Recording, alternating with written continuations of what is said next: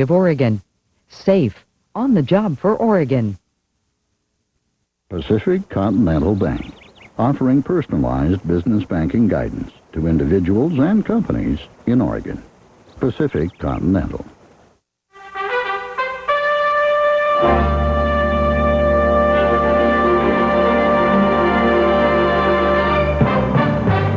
Good evening, I'm Jim Lehrer. On the NewsHour tonight, Betty Ann Bowser and Gwen Eiffel have the latest on the Egypt Air crash investigation. Margaret Warner interviews Lord Robertson, the new Secretary General of NATO. Fred de Sam Lazaro reports on a family's life in China after 50 years of communist rule. Ray Suarez and Jan Crawford Greenberg look at today's Supreme Court argument over a police chase. And David Gergen talks about the meritocracy with author Nicholas Lemon. It all follows our summary of the news this Tuesday. It took millions of years to create the world's oil supply and 150 years to deplete it. Who is helping to cut the world's need for oil with renewable energy sources?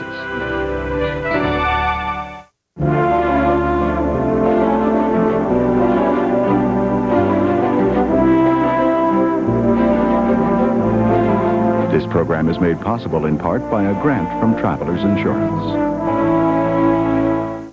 And by the Corporation for Public Broadcasting, and by the annual financial support from viewers like you. The Navy said today it had located signals from the black boxes of Egypt Air Flight 990, but the search was called off by bad weather brewing off the Massachusetts coast, where the jet went down early Sunday. The signals from the flight data and cockpit voice recorders were detected on Monday. Also today, officials told relatives of the victims no intact bodies were likely to be retrieved. We'll have more on this story right after the news summary.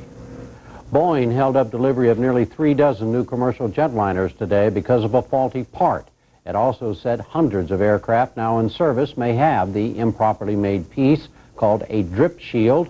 It's designed to keep moisture out of wiring and instruments. A spokesman said the problem was not related to the Egypt air crash and there was no immediate safety concern. In Oslo, Norway today, President Clinton said talks with Israeli Prime Minister Barak and Palestinian leader Arafat had revitalized the Middle East peace process. It was their first three-way meeting since Barak took office in July. The Palestinians and Israelis have set a September 2000 deadline to reach a final peace settlement. Mr. Clinton spoke to reporters after the private session. They have agreed to work very hard to avoid public comments or actions which will cause enormous difficulty for the other side in the next 100 days or so when they're trying to come to agreement on the framework. And they have agreed with me that we might well have a summit at the end of this process if enough progress has been made to make us all believe that in good faith we can actually get an agreement at a summit. Earlier today, President Clinton urged Russia to end its campaign against Chechnya. He met with Russian Prime Minister Putin, who was also in Oslo. In Chechnya, Russian jets and artillery again bombarded the breakaway republic. Thousands of Chechen refugees fleeing the attacks remain trapped at the border with the neighboring republic. Russian troops closed the crossing in both directions. Americans continue to spend more than they made in September, so said the Commerce Department today. Wages and other income did not keep up with money going out for the third month in a row. Federal Reserve Chairman Greenspan said new research showed Americans were quick to spend profits from selling homes. He said that was having a bigger impact on the economy than the stock market. On Wall Street today, the NASDAQ index bounced above 3,000 for the first time, but closed at 2981 for a 13-point gain. The Dow Jones Industrial Average closed down 66 points at 10,581. Congress sent the 13th and final spending bill to the White House today, where it faced a certain veto. It would be the fifth one President Clinton has not approved. He signed 8 others. Today's had $314 billion for labor, education, and health programs. It also included a 1% across-the-board Republican spending cut. Mr. Clinton has said it did not provide enough for hiring more teachers. 7 people were shot dead today at a Xerox company building outside Honolulu. The suspect was said to be an employee. He fled the scene in a company van. 2 hours later, police cornered him not far from the crime scene. The standoff has not been resolved, but the mayor said the public was no longer at risk. You especially never think it would happen here. As I said, we have such a safe community with almost no violent crime. To have someone snap like this and murder 7 people is just absolutely appalling. But I'm very proud of HPD. They have done a superb job, and it appears as though they have the situation under control.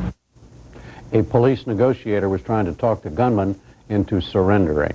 There were elections today in a number of states. 3 of the most noted were for governor of Mississippi, mayor of Philadelphia, and control of the Virginia state legislature. Republicans there were 1 seat away from a majority in both houses for the first time in 140 years.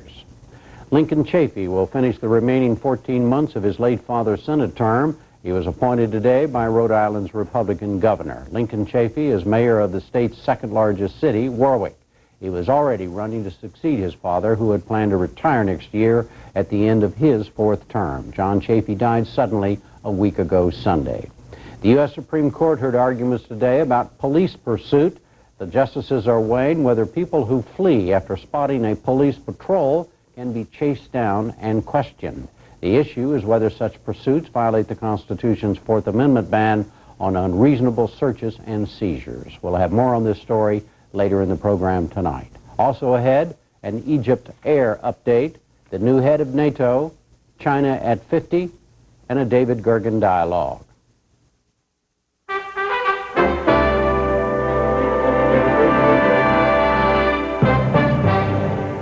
Betty Ann Bowser begins our Egypt air story again tonight. Relatives of the passengers killed on Egypt Air Flight 990 arrived in Newport, Rhode Island today. There, crash officials told them most of their loved ones' bodies may never be recovered intact from the crash scene.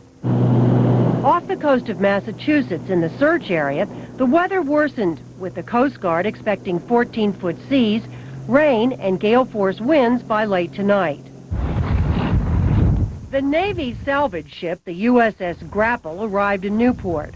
Its side-scan sonar and sophisticated robotic underwater cameras will help find wreckage from the downed Boeing 767 at the bottom of the ocean. But officials of the National Transportation Safety Board have warned this recovery effort may be more daunting than 2 recent crash investigations, TWA Flight 800 in 1996 and Swiss Air 111 off Nova Scotia last year.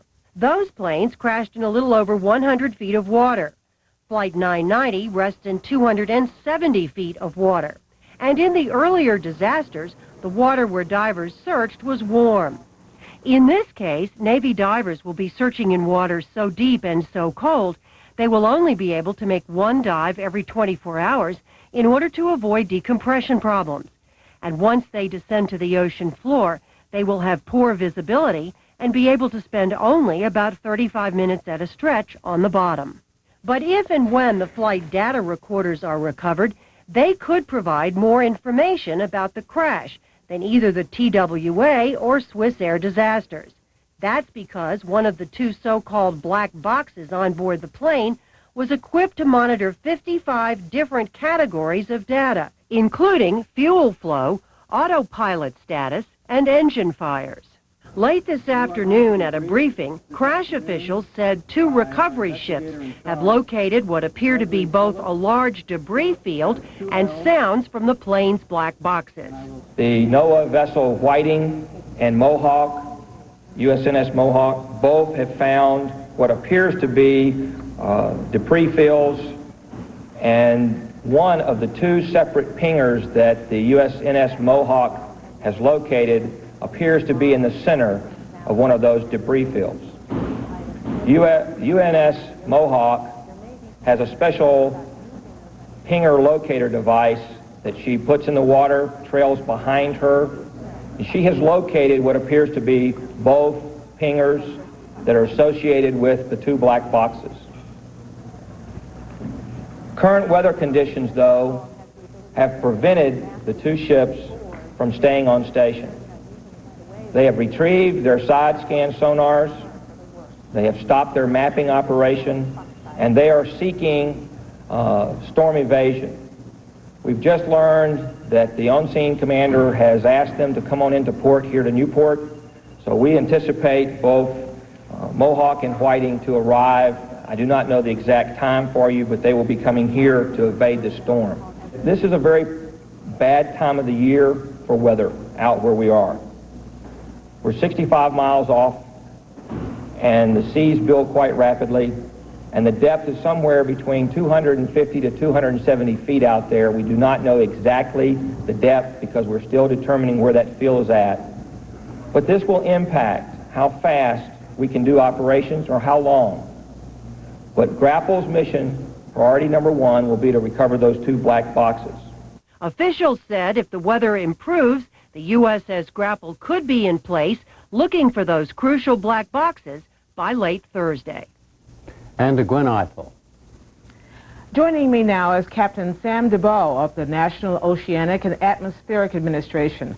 NOAA's ship Whiting, as we just heard, has been assisting today in the Egypt Air Recovery Mission. Captain DeBow, you were also the commander of a ship that was involved in the TWA recovery mission. Can you give us some sort of sense about what the responsibility of this ship's recovery responsibility is today? The NOAA units are there to assist the Navy and the NTSB in mapping the debris field and helping them with the recovery of the vessel, the aircraft.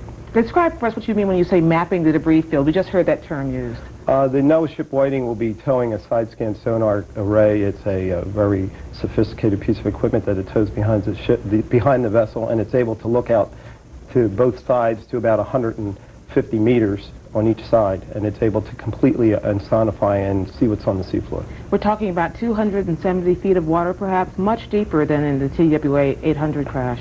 How much more difficult does it make this recovery mission? It's, as the Captain Graham said from the United States Navy, it's going to be a very daunting task because it's so far from shore, and the depth is about twice the depth at the TWA and Swissair and the JFK Junior recovery operations. And it's much colder water, which makes it more dangerous for the divers? I'm not familiar with that part of the operation, but I would think that the Navy has that covered. So what exactly does the side-scanning sonar technology, tell me what that is? It's basically sends a sound signal out to the side of the towed array. It's got transducers that measure the distance the signal goes out until it hits a hard object, and then it returns back, and we get a type of a mosaic out of it, and we can see if there's the seafloor out there is a mud, hard sand seafloor, so if there's any man-made type of obstructions, it could easily distinguish that it was not normal, and it would be easily to find. So it's not murky, the water. You can actually get a pretty clear sense of what's down there? This doesn't have anything to do with a visual type of operation. This is a sound kind of. It's a sound detection operation. So when they talk about finding 2 pings today, they said they heard from both radar boxes. How significant is that? The United States Navy has a pinger array that they tow, and they can isolate and listen for the acoustic pinger, which is attached to the black boxes. And apparently, from what we saw in the briefing, they have identified and isolated those pingers, and they will then be able to go and send people down, or an ROV down, a remotely operated vehicle down, or whatever, to go and try to get the black boxes out of the aircraft. But probably more likely robots than people. That part of the operation, again, is I'm not familiar with. I'm only involved with the sonar search operation for mapping the seafloor. So once you have a map of the seafloor, right now, obviously, those ships, those vessels have been brought in because of the weather. Once you have a map, then what happens?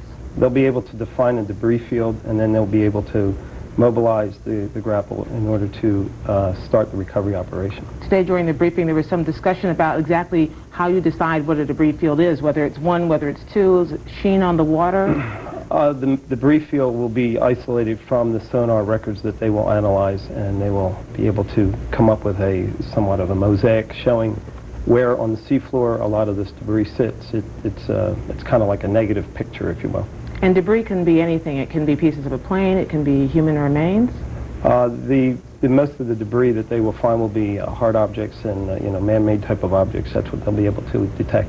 And is it the role of these vessels then to retrieve these objects, or just to map them and then leave it for someone else to retrieve? The NOAA ship Whiting's mission is to assist in the mapping of the debris field. The United States Navy would be the one that would would be taking over the operation, and they're running the operation at the present time in order to start with this search and recovery operation. So they would take care of the rest of it. And so after this is over, right now, your job is done and then the Navy takes over, or is there a continuing role for NOAA? We are working cooperatively with the Navy. The Navy is in charge of the recovery operation, and we are just assisting the Navy in that operation. And we will be there until as long as they want us to be there. Thank you very much, Captain DeBow. Thanks.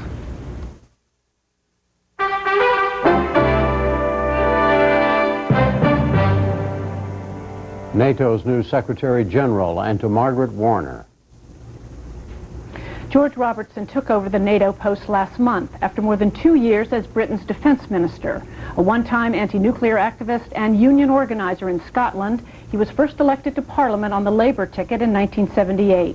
He became well known for leading a campaign to ban gun ownership in Britain after a gunman murdered 16 school children in his hometown of Dunblane. As defense minister, Robertson took a leading role in prosecuting the war in Kosovo. In August, as he prepared to leave that job, Prime Minister Tony Blair made him a life peer, conferring upon him the title of Lord Robertson. And Lord Robertson, welcome. Nice to be here. Let's look first at the situation in Kosovo. Every week, it seems, we have another report of attacks, mostly by Albanians and Serbs, though today a NATO-led force had to go in and rescue some Albanians from attacks by Serbs. Why hasn't the NATO-led force been able to stop these revenge attacks that have driven out most of the Serbs out of Kosovo? I think you've got to realize, first of all, that it's less than 150 days since the conflict, since the war ended, after a huge legacy of violence. So we weren't going to be able to restore law and order instantaneously, but in June there were 190 murders per 100,000 of the population, the standard measurement. Last month, there were only 25, so serious reductions are being made by the KFOR troops in the area. Less than half of the Serbs who were there before are still there, but that still amounts to some 97,000, and Serbs are coming back into Kosovo every day because life is better in Kosovo than it is in Serbia. So we're making big improvements. There's 1,800 UN policemen now in the streets in Kosovo. About half the time of the KFOR troops is devoted to protecting the minorities. And given the legacy of violence, I think that we've made big strides very quickly. And although there's still an unacceptable level of violence, the level of violence is less than it is in the city of Moscow, city of Johannesburg, and is maybe slightly higher than New York, but it is still much lower than it was. Does NATO have the troops and equipment it needs to do the job on the ground? Yes, it does. There's some 50,000 NATO and friends of NATO troops on the ground in Kosovo, and they're making a big difference.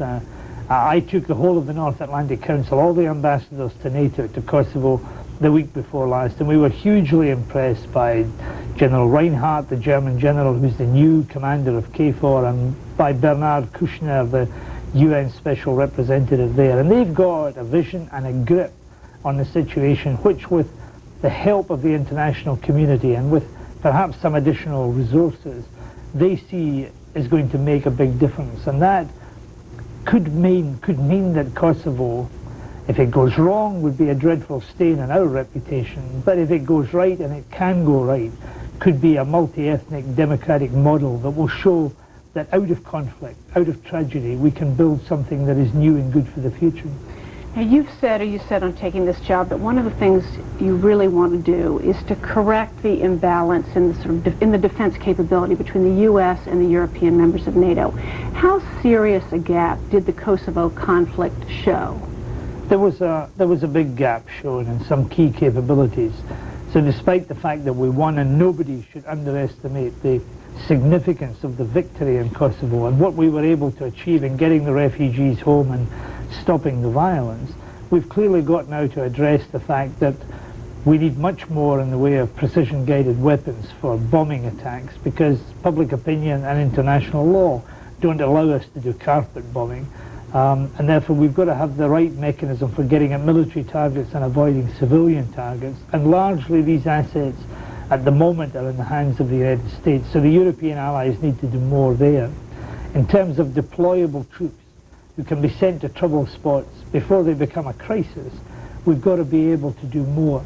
And at the moment, we've got too many static soldiers who are not trained, who are not deployable, and we haven't got the means of getting them to the trouble spots. So these were deficiencies which did not hinder our victory in Kosovo, but which we want to address if we're going to have a proper balance inside the Atlantic Alliance, which is so important to all of us. There are reports, however, that the German government, for instance, is now talking about cutting its defense budget yet again over the next 4 years. Do you sense an ambivalence among European members of NATO? I mean, on the one hand, they don't like being dependent on the U.S. as the sole superpower. On the other hand, they don't really want to pay the price, political and otherwise, that it would take. They don't really have the political will it would take to increase defense spending and change the way it's spent. Well, we'll see. I think that there is a desire to do more in the world. There is a desire to rebalance the alliance so that we are not so dependent on the United States, and that we therefore have got more capabilities that we could use if there was a domestic situation in Europe where the Americans didn't want to get involved. But I would make the point that the Europeans actually spend a lot of money on defense. If you take the European NATO allies together, they spend something like 2/3 of what the United States spends on defense. But we don't get 2/3 of the capability. We compete with each other, we duplicate with each other, and perhaps we're spending on the wrong thing. So the first thing to do is to spend more wisely, to spend on the right equipment and on the right forces. And then some countries may well have to spend more because they are actually spending too little to be able to invest in the right equipment and the right forces. Let's turn to the post-Kosovo environment in the United States. First of all, how do the European members of NATO read or interpret the Senate's rejection of the test ban treaty last month? Well, I think that a lot of people, not just the Europeans, were very disappointed that the Senate didn't follow the advice of the administration and indeed the example of so many other allies. And letters from, or an editorial by the leaders of three of our leading allies, correct? Well, there was a lot of representations made, and it's regrettable that the Senate took that decision. I hope it's not a permanent decision. I hope there are ways back, because the United States is a big example in the world, and the Comprehensive Test Ban Treaty was to many people a signpost along the route against proliferation, against those who might pollute the atmosphere with testing. I haven't given up hope as an individual, and I think others still hope that the Senate will do that. And I had meetings on my visit here with senators. I think that they're looking at it again, and I hope they will look at it again, because we've got to move on this arms control issue. We've got to build a series of milestones that suggest that there is a better way than a new arms race or increased proliferation to go. And some of the concerns that existed in the Senate, I think, can be addressed and can be answered. But President Clinton, as you know, he saw it as a symbol of something more. He called it a new isolationism among some Republicans. The Financial Times in London called it a new unilateralist impulse. Do you sense that from your meetings here, that there's a pulling back from foreign engagement and a greater interest in going it alone? Well, there's a great diversity in the United States of opinions and views, even in the Senate, and they cross party lines. So it's very difficult to categorize and very dangerous, I think, for people outside or even inside the USA to categorize people by groups. I think there are a lot of concerns. We're at a point in our history, just as we're about to come to the end of the century, about where we go, what the direction is that we go in, and that has led to a number of people seeing the future in very different ways. I don't want to engage in the American presidential election. Heavens, I've left elections behind. And therefore the word isolation can mean a lot of things. What is important is that the United States remains engaged in this great alliance of 19 nations. In a world that is increasingly uncertain, unpredictable, with instability rife in every other part of the world, the Atlantic Alliance stands there as an island of predictability and of calm and of control. And I think we've got to reinforce that. The success of Kosovo, but looking to the future as a reservoir of wisdom and common sense in the field of security. That's what I hope to contribute, and I hope that the American people will join us in that. One other move being contemplated on which President Clinton and the Republicans agree is trying to renegotiate the anti-ballistic missile treaty so the U.S. can deploy a limited anti-missile defense system. Now, how do the European members of NATO feel about that? Well, it's not really a debate that has become firmly engaged in people's minds at the moment. National missile defense has really become a matter of a bilateral negotiation and discussion between the United States and Russia at the present moment. But again, what I hope will happen is that we'll have a transparent, open, inclusive debate where the fears and concerns and indeed the solutions adopted by the American administration are shared with allies so that any concerns can be allayed, can be accommodated, so that we get the best solution. We want in NATO to find the safest way of building the future world. In 1949, 50 years ago, when I was the age of 3, some people made very visionary steps to create an alliance that allowed you and I to live in the kind of peace and security we've had, which previous generations didn't have. So I think we've got to include ourselves in the discussions and in the dialogue to make certain that we don't make mistakes that could fracture that alliance or possibly make the world less safe. But right now, are you getting that consultation that you're looking for? I've been to the Pentagon and to the State Department on my visit, and I know that there are going to be no decisions taken without the maximum of consultation, and that is the right way for allies to behave with each other. There are serious concerns that need to be addressed in terms of rogue nation states and those who have got capabilities who might not be traditionally deterred. We have to address them, but as an alliance we are strong.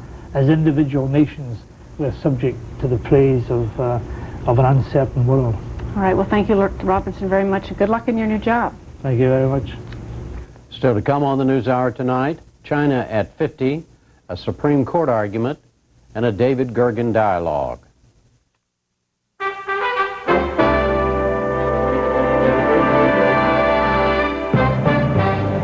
China's government is celebrating 50 years of communist rule. Across the country, there are many reminders of the turbulence and change of the past 5 decades. Fred DeSam Lazaro of KTCA, Minneapolis-St. Paul, reports on one man's return to Shanghai. Shanghai has long been China's window to the world. It is the country's commercial and industrial capital, and it's seen billions of dollars in construction and economic development over the past decade. The modernization is so vast that Shanghai is hardly recognizable to someone like Shinshu Zhao, who left the city 15 years ago to study in the U.S. He now lives in North Carolina. Yeah, the school was back. This is a new building. I don't know if we can find my old buildings anymore. They probably have been all taken down. So the only thing is left now looks like just the place. We followed Zhao on one of his periodic returns to his native land. He saw several landmarks of his youth, landmarks which reflect the turbulent history of communist rule. And I still remember the buildings here, the old buildings here, and the old buildings there. Of course, everything has changed. Yeah. That's your house right over there. It's right behind it. Yeah. Okay. I will take you into it. Hey. In the home where he grew up, the present-day tenants and old neighbors welcomed the unannounced visitors. My younger brother and I, when we grow up, after we grow up, we slept in this bed. 24 square meters, 6 adults. Then two families share the kitchen, and this was used as a bathroom. Zhao's father was a railroad worker, his mother a teacher, and Spartan as life seemed, this family was considered middle class. That made them a target during the Cultural Revolution. The slogans of that period 3 decades ago, like the memories, haven't faded easily. Loyal to Chairman Mao. Loyal to Mao Zedong's thought. Under Chairman Mao Zedong, China endured several campaigns that caused widespread social upheaval, famine, and millions of deaths. The decade-long Cultural Revolution, which began in 1966, was Mao's attempt to recreate the long march and revolution he'd led in the 20s and 30s. Richard Bohr is a China historian at the College of St. Benedict and St. John's University in Minnesota. He wanted these young people, these so-called Red Guards, to relive revolution. But as he gave them the power to live their own revolution, to experience their own revolution, they got a hold of guns and arms, and they became militant. Xiao vividly remembers when he was 11, the night Red Guard showed up in their campaign against the so-called elite. They took jewelry and the family's entire savings of about $1,000 US. My grandfather was a landlord, and so actually it was against the policy at the time to ransack the second generation or the third generation's house, but they did it anyway. And I still consider it as a turning point in my life. You know, I begin to realize life was not supposed to be fair. Xiao and his older brother Xin Yung spent 4 years doing rural farm labor, the entire curriculum for Chinese school children during the Cultural Revolution. A third brother was too young to be conscripted. These are the 10 years which the Chinese call the 10 lost years, when most young people in China could not get an education, when virtually all the schools were closed, and when the only opportunity for any sort of education was self-study at home in the middle of the night in clandestine ways. During the night, in order to read, I sit on the stair and use this side of the table as my reading, and just about this side of for reading, and use this light. At a time when education was frowned upon, Xiao says his parents encouraged it. The elder Zhao couple have lived in Shanghai since the 1940s. Both are now retired.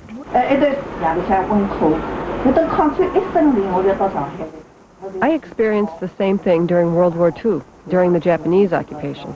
I lost the opportunity to get an education. Eventually, I was able to go to night school and complete college. During the Cultural Revolution, the slogan was, the more knowledge you have, the more anti-revolutionary you are, so education was not encouraged.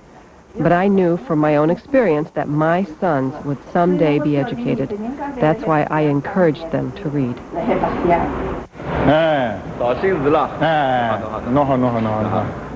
When he turned 18, Xiao was placed as an assembly worker in the 27th radio factory of Shanghai. Under the controlled economy, he didn't have a choice. In any event, during the Cultural Revolution, the university education he'd wanted was reserved for children of so-called workers and peasants. Still, Xiao persevered, as co-workers at the plant still recall. She remembered one detail that I didn't remember. She said, I studied so hard. I put the English words on my hand in order to work at the same time and recite the English words. To his former workmates, Xiao is now a role model for Chinese kids. But 25 years ago, few shared his aspiration to attend university. Some people openly commented that I was being foolish for spending so much time studying just to go to college. Because you lose the salary and you risk of leaving Shanghai. Because this was considered a very good life. And college graduates earned about the same wages as other workers. Still, Xiao persisted, and his break came after Mao died and the Cultural Revolution ended. Xiao was admitted into Shanghai's prestigious Fudan University. The imposing statue of the chairman quickly went from being a metaphor for Chinese thought to a historic relic. I remembered that there were some talks, even among Fudan students, that this particular statue might be removed, but it stayed. The towering influence at Fudan and throughout China soon became Deng Xiaoping, a pragmatist who had survived 2 purges. Deng quickly began to open China's economy to the outside world and made it possible for young Chinese to seek training in the West. It was somewhat by accident that I was later picked to be a so-called preparatory student to be trained in English and then had a chance to apply for the scholarship and the university admission in the United States. It was followed by Stanford University, then Wisconsin. Today, Xiao is a tenured professor of journalism at the University of North Carolina, where he lives with his wife Pei Lu and 2 daughters. His younger brother became an engineer and settled in Ohio. His older brother, Xin Yung, is a manager in a Shanghai bicycle factory. His wife is a business executive, who was away when we visited the Shanghai high-rise home they share with daughter Yi Ping. The best would be one girl and one boy, but it's enough to have one. She's a good kid. We have to think of the next generation. Look at our family when we were growing up. Because we had so many children, there were 3 of us, it was so crowded. He notes that Yi Ping already enjoys more space than her father's entire family once did. The prospects are also looking good for the radio factory after a long struggle at the edge of bankruptcy. The aging plant was saddled with debt and outdated equipment until it was recently purchased by a state-owned electronics conglomerate. The new owners infused cash, new products, and a market-savvy manager. Unlike in many Chinese factories today, Huang Zhujiang says attrition made layoffs unnecessary here. Still, there are no longer guarantees of employment or equal pay for all, hallmarks of the old system. Today we can choose our workers, and at the same time, they can choose to work for us. In the controlled economy, workers were assigned here and all the jobs paid the same. But in the market economy, some jobs require more skills and should be paid more salary. Of course, some of our older workers will have difficulty with this, but this cannot stop us from joining the market economy. For people who don't have the skills, we've tried to find lesser jobs, like cleaning. Now, this would be similar to what I did. Most of it is done by the machine now, so she can focus on one thing. Overall, wages and living standards for most workers have improved significantly since Zhao worked here. It's a symbol of the economic advancement, especially in China's eastern cities. Achievement Zhao says he's proud of. I'm sure that this city and this country will have a bright future when I look at the progress that it has made in the past 10 or 20 years. At the same time, Zhao says progress on the political front has been much slower to take hold.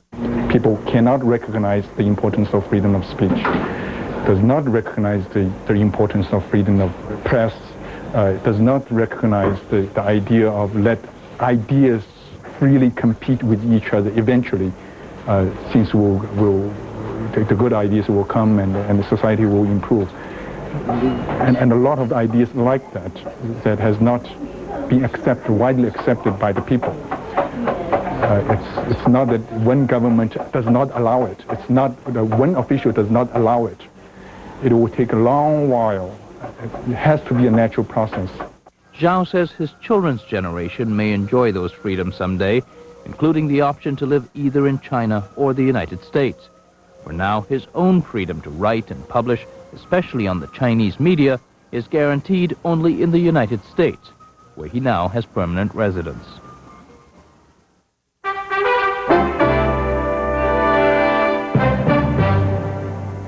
A Fourth Amendment case before the U.S. Supreme Court today, and to Ray Suarez. The constitutional right protecting American citizens from unreasonable search and seizures, the Fourth Amendment, is at the core of today's case from Illinois. Simply put, can police detain an individual and search him solely because he ran away from them? For more on the hearing, we turn to NewsHour regular Jan Crawford Greenberg, National Legal Affairs Correspondent for the Chicago Tribune. Well, let's start with the arrest that leads to this case. One day on the west side of Chicago. That's right. It was a sunny Saturday afternoon, and William Wardlow was standing in front of a building on Chicago's west side when several police cars approached. He saw them, and he had one reaction. He ran. He ran down a gangway and through an alley, and two of the officers in one car who hadn't really noticed anything suspicious about Wardlow before saw him run and followed him. They stopped him and patted him down, and when they did that, they noticed he was carrying a gun. Wardlow ultimately was convicted for illegally carrying a weapon, and on appeal, he argued that the search was illegal because it violated his constitutional right under the Fourth Amendment to be free from unreasonable searches and seizures. The precedent in this case is, I guess, about 30 years old. The idea that there has to be reasonable suspicion before the police can make a warrantless search. Does this have a chance of overturning or just refining that precedent? Well, it would refine it. In general, police can't stop and search someone unless they have probable cause to believe the person has committed a crime. But in that 1968 case, which is called Terry versus Ohio, the Supreme Court said that because of the great interest in helping prevent crime, some stops may be justified. So therefore, if a police officer has reasonable suspicion to think that someone has committed a crime or is about to commit a crime, as Justice Kennedy said today, if criminal activity is afoot, they can briefly stop and briefly question that person. And for their own safety, they can pat them down. Now, that's the extent of the stop. They can't, search any further than that. It's really just considered a brief stop and pat down. Was it argued today in the court that the very act of running away was sufficient to create this reasonable suspicion and thus meet the standard? Yeah, that's right. I mean, generally, the court has required that police officers, before they would stop and frisk somebody, look at all the circumstances. And they've been very reluctant to say, yes, this specific behavior would justify a police officer stopping and patting somebody down, would give the police officer the reasonable suspicion that was necessary. But today, the Cook County State's Attorney, Richard Devine, asked the court to issue a very specific and clear rule. If someone runs away from the police, and the police officer has identified himself and he's not provoked any kind of encounter, in that situation, police officers should always be able to run after the person, stop them, detain them, pat them down, and then ask them some questions to find out, what's going on. During today's oral arguments, was there an attempt made to demonstrate that there might be a perfectly innocent or legitimate reason for running away? Yeah, and I mean, that to me is one of the most fascinating things about this case. It involves very, difficult legal questions, but it turns, I think, a lot on how people perceive the police and how sympathetic someone might be to someone's differing perceptions of the officers. And that's what the justices spent the very first part of the argument on. And really, based on their questions, you could tell that how they viewed that, why would someone run from police in the first place, went a long way to determining how they might decide the case in the end. The more liberal justices, Justice David Souter, Justice Stephen Breyer, came up with a lot of reasons why someone might run from a police officer. Maybe they're afraid of the police. Maybe there's a racial element involved, as Justice Breyer suggested. Justice Souter said, people might see a rapidly developing police situation, bullets may be flying, they want to get out of there, they're going to run. The conservative justices, on the other hand, followed more what the state's attorney from Cook County in Chicago argued. Why would you run from police if you're innocent? I certainly, as Justice Scalia said, can't imagine that people would run away when they see a rapidly developing situation. In fact, police have to push people out of the way because everybody's trying to crowd around and see what's going on. So they didn't buy the argument that there's a lot of other reasons that could explain why someone would run away. They recognized, and Justice Scalia recognized that, sure, this might sweep in some innocent behavior, innocent people, but the overall compelling need for this was greater than that. There have been a lot of cases like this in the last couple of years, ones that sort of re-examine police powers, the extent of a reasonable search. There was that firestorm about that drug case in New York that was decided by a federal judge. Right, and these are I think they're very important issues. They're issues that everyone can relate to. They go to the heart of how much power we want police officers to have, what kind of balancing decisions we're going to have about police power on the one hand versus, people being able to walk away from police, be free from police intrusion, because the Supreme Court has never questioned the basic foundation that you have a right not to talk to police if the officer doesn't, suspect you of doing anything wrong. You can just walk away. And the lawyer for William Wardlow today said, this is crazy. We're going to have a situation where, you can walk away from police. You don't have to cooperate. But if you run away, then that's going to justify police officers coming after you and stopping you. So when can people pick up the paper and see a decision in this case? Well, I think this was a pretty controversial one, so it may be a few weeks or months, but we'll have till the end of June, so stay tuned on this one. Jan Crawford Greenberg, thanks for coming by.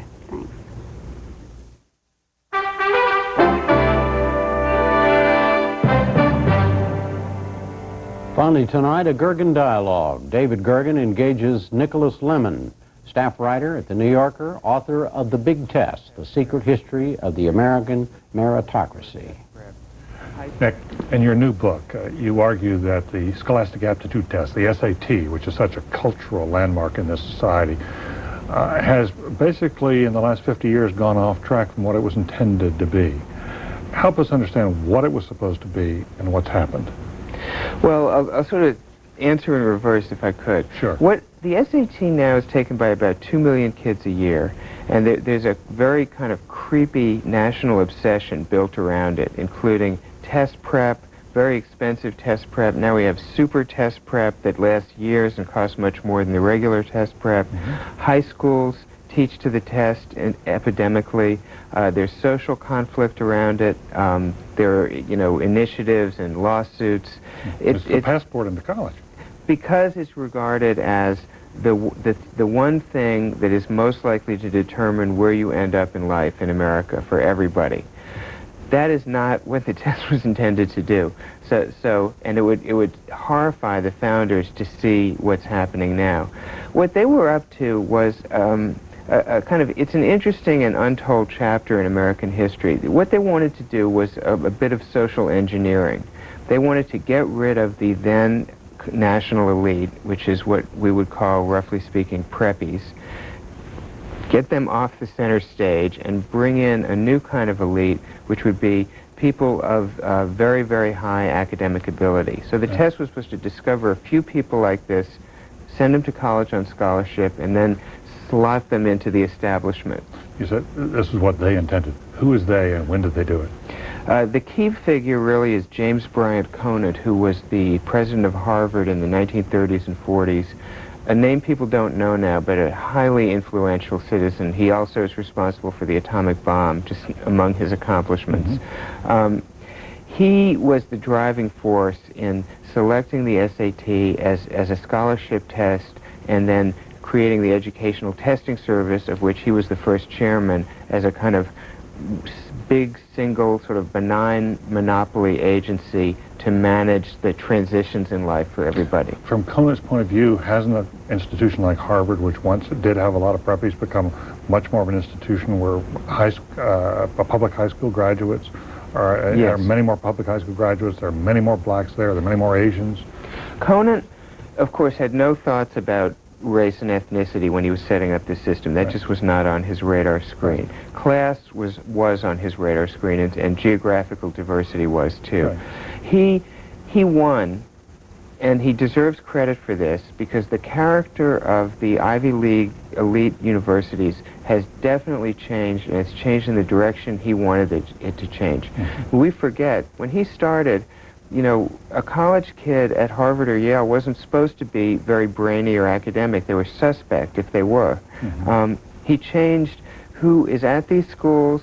He changed who controls the sort of establishment institutions and professions that these schools track into.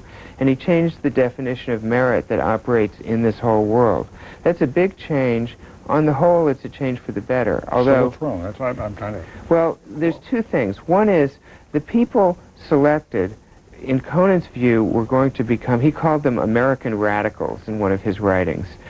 He wanted them to be selfless public servants who would be the leadership class of the country, and they wouldn't try to pass on what they had to their kids. They wouldn't look like an aristocracy. They would look like, public servants. That's not the feel of it today. There's a tremendous competition for college admission, and that's a competition because people think college admission to an elite college equals status. So that's what people are trying to get. the people who go to these colleges, by and large, do not go on to devote themselves to public service. They're not regarded by the rest of the country as the natural leaders.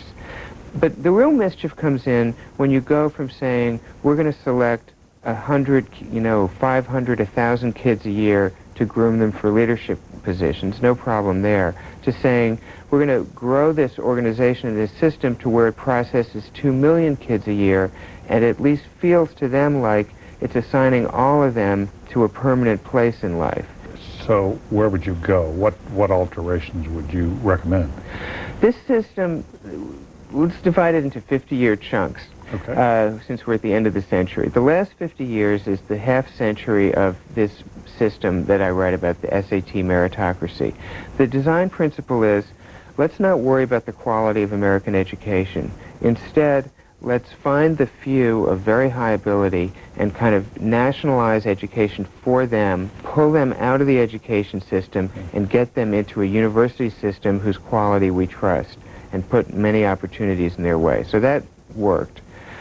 What should be the goal, and I think will be the goal, and is already the goal for the next 50 years, is let's fix the public school system in this country. Let's make sure that, everything from kindergarten through 12th grade in public education is reliably good for everybody. Let us guarantee that no kid is going to have to go to a school that just doesn't teach. Because one thing that's happened as a kind of accidental result of this system is, if you don't go to college, you're out of town.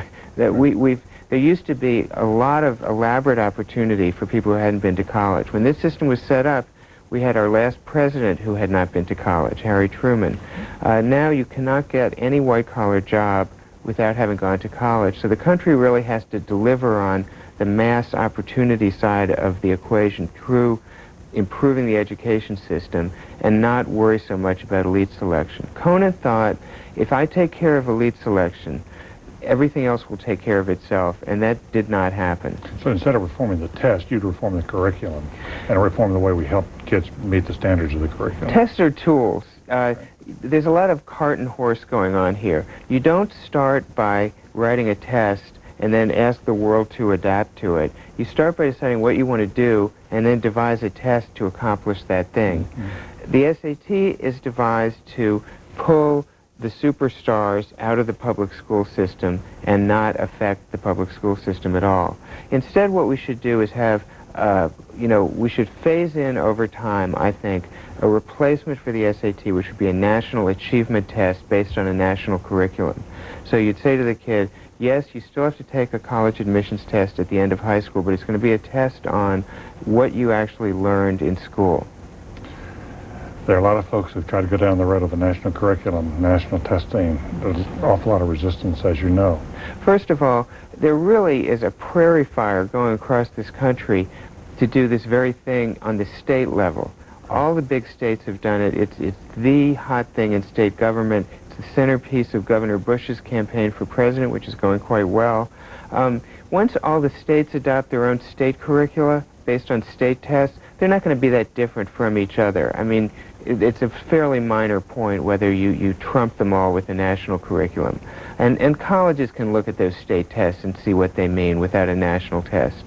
The other thing I'd ask people to remember is we have a national curriculum. The SAT, in effect, other ETS tests like advanced placement and SAT-2s, the achievement tests, textbook sales, there's all this stuff going on in the private sector that, in effect, creates a national curriculum, but it works a lot better for the more prosperous and studious kids than it works for everybody. So if we have one already, let's go all the way and say we're doing it and do it right. I'm afraid we have to leave it there. Nick Lemon, thank you very much. Thank you.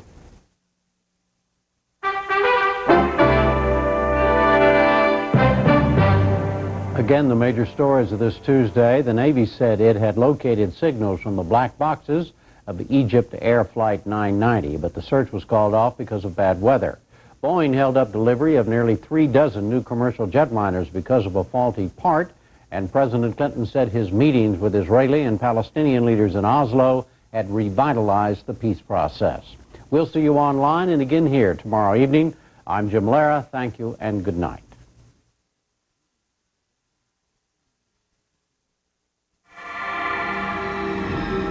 Imagine a system that produces and distributes food and helps improve nutrition and health here and abroad. Who is building such a global network? And by Solomon Smith Barney. Will we ever say, fill her up with hydrogen? One thing's for sure, opportunities abound. Solomon Smith Barney, success is earned. And by the Corporation for Public Broadcasting, and by the annual financial support from viewers like you.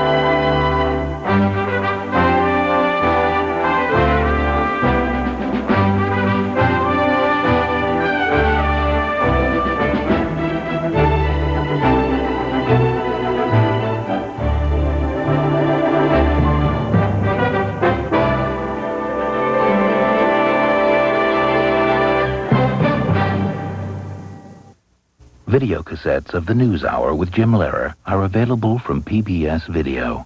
Call 1-800-328-PBS-1. This is PBS.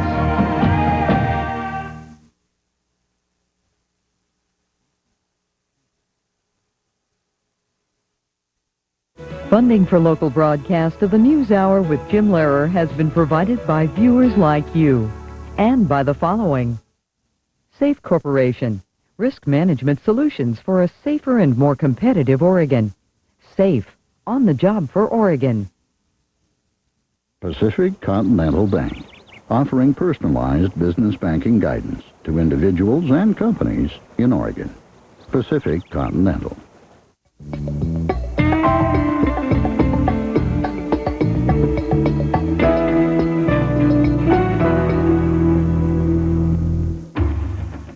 Take a journey beyond the edge of civilization, into Japan's last wilderness, a remote frontier, where each season's passing brings a centuries-old way of life closer to disappearing forever. Island of the Spirits, next time on Nova, mind-altering TV. On OPB, tonight at 9. This week on Oregon Field Guide, we take you back 500 years to see how a major landslide, which blocked the Columbia River, changed Oregon and Washington's history and created the legend of the Bridge of the Gods. And then it's your chance to learn about the dragonfly, one of our more colorful and fascinating, yet virtually unknown insects that have been around for millions of years. On Oregon Field Guide, Thursday night at 8:30.